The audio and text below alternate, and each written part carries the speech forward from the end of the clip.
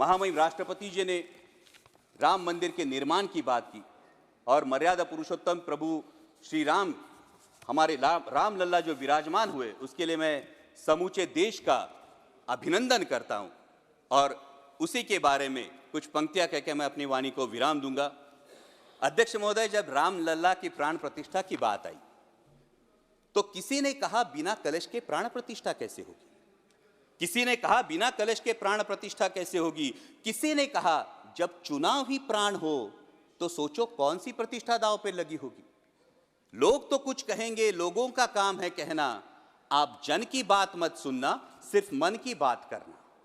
फिर भी खुश थे हम 500 साल का सपना जो पूरा हो रहा था, हमारे अंदर का हिंदू भी पूरी तरह से जाग गया था। तो चल पड़े अयोध्या की ओर, राम लल्ला की दर्शन की आस लगाए। चल पड़े अयोध्या की ओर, राम लल्ला के दर्शन की आस लगाए। जो सामने नजारा देखा वो देखकर दंग रह गए। वो 3 मंजिलें, 400 खंबे, 32 सीढ़ियां, जय श्री राम का नारा लगाते हुए हम सीढ़ियां चढ़ने लगे। राम लल्ला से क्या गुहार लगाए ये सोचने लगे। पहली सीढ़ी पर याद आई महंगाई, पहली सीढ़ी पर याद आई महंगाई, दूसरी पर देश में बढ़ती बेरोजगारी, तीसरी पर पत्रकारिता की चरण चुंबकता, चौथी पर सेंट्रल एजेंसीज की संदिग्ध भूमिका। हर सीढ़ी पर कुछ न कुछ याद आ रहा था, हर सीढ़ी पर कुछ न कुछ याद आ रहा था।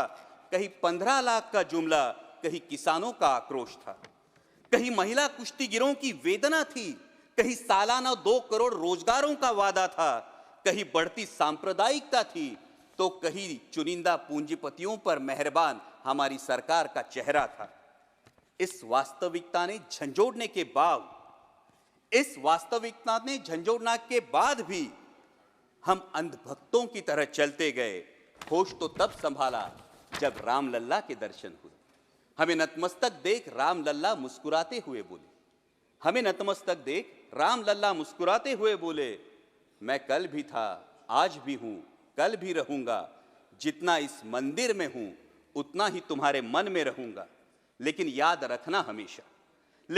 रखना हमेशा मैंने त्रेता युग में रामराज जलाया था, तुम कलियुग में जीते हो जहां संविधान ने गणराज जलाया है। धर्म समाज का किनारा जरूर है, धर्म समाज का किनारा जरूर है, लेकिन देश एक बहती धारा है।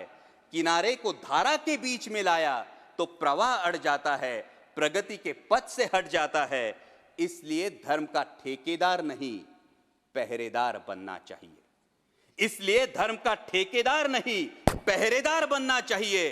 तुम रहो न रहो, वो रहे न रहे, ये देश रहना चाहिए, देश का संविधान रहना चाहिए, देश का लोकतंत्र रहना चाहिए, ये देश रहना चाहिए। जय हिंद, धन्यवाद।